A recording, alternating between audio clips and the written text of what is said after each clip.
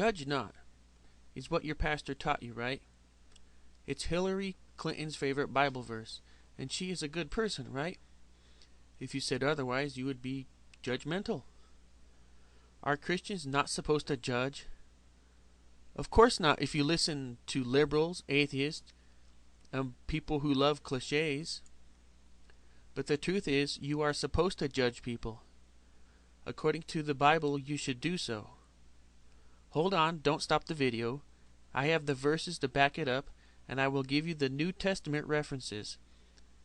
But first, let me give you some examples. You know it is right to forgive others, right? But what are you forgiving them for?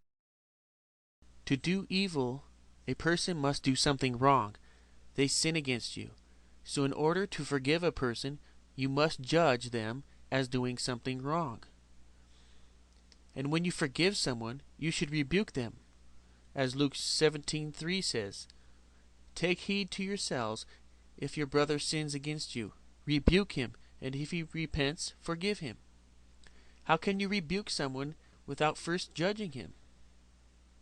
Those of you who know to warn sinners of hell, how do you warn them without telling them they are a sinner and what they have been doing is wrong? If a person tells you you should not judge or you shouldn't be so judgmental, they are in that instance judging you and playing the hypocrite. The loving thing to do is to judge rightly. Don't let the world rob you of your tool to keep others from hurting people and going to hell. Now let's look at the pure, unadulterated truth. That is the verses from the Bible. Matthew 7:1-5. Judge not, that you be not judged. For with what judgment you judge, you will be judged, and with the measure you use, it will be measured back to you. And why do you look at the speck in your brother's eye, but do not consider the plank in your own eye? Or how can you say to your brother, "Let me remove the speck from your eye," and look, a plank is in your own eye? Hypocrite, first remove the plank from your own eye, and then you will see clearly to remove the speck from your brother's eye. Verse 1 is not a command to not judge, because verse 2 shows it to be a general rule, a proverb. Who is Jesus speaking to anyway in this verse? Hypocrites. If you are a hypocrite, you have no standing to judge. This does not mean if you have ever done anything wrong, a sin, that you are a hypocrite. A hypocrite is an unrepentant sinner, someone who says to do one thing but does another. For example, a drug dealer cannot judge someone for using or dealing drugs. However, if that drug dealer repents of his sin, he reforms himself and is no longer a drug dealer, then he can judge and condemn other drug dealers.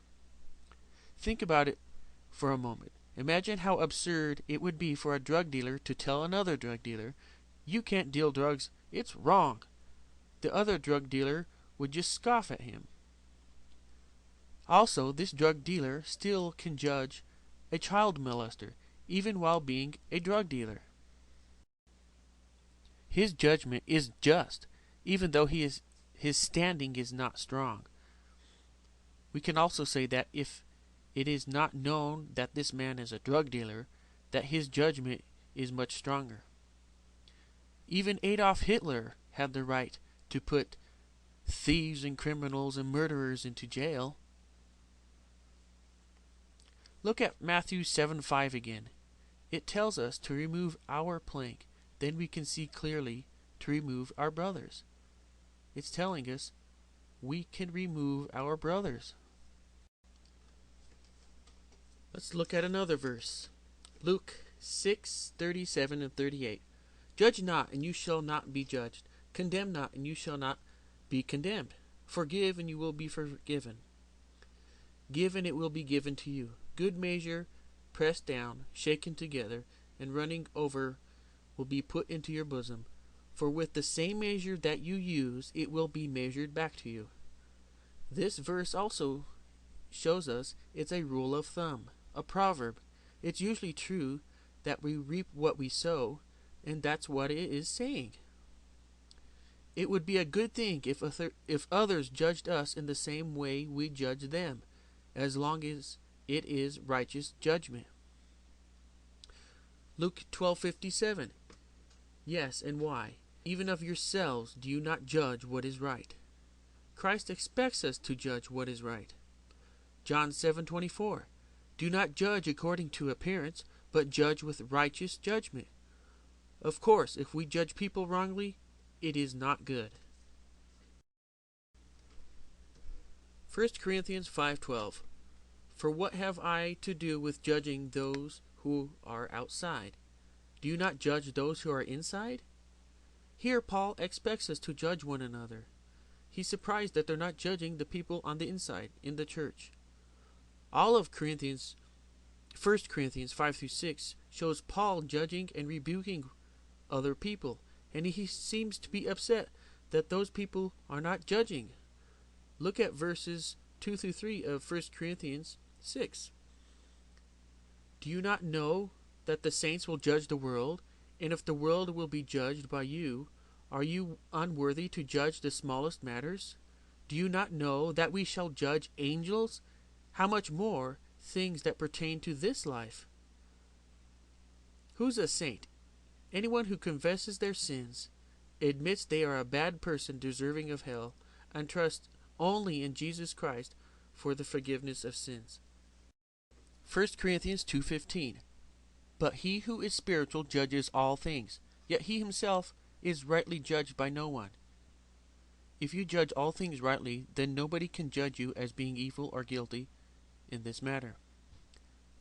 One Old Testament verse, even though there's several more, Leviticus 19:15. You shall do no injustice in judgment. You shall not be partial to the poor, nor honor the person of the mighty. In righteousness you shall judge your neighbor. Now get out there and start judging people. Here's a few practice ones for you. Hitler was an evil man. Michael Jackson was a filthy homosexual child molester. It's a sin to be a liberal. Hillary Clinton is a bad person. Barack Abomination, Obama, is a socialist child killer. And don't forget to judge those who claim to be Christian leaders, like Benny Hinn is a fraud. Joel Osteen is not a Christian.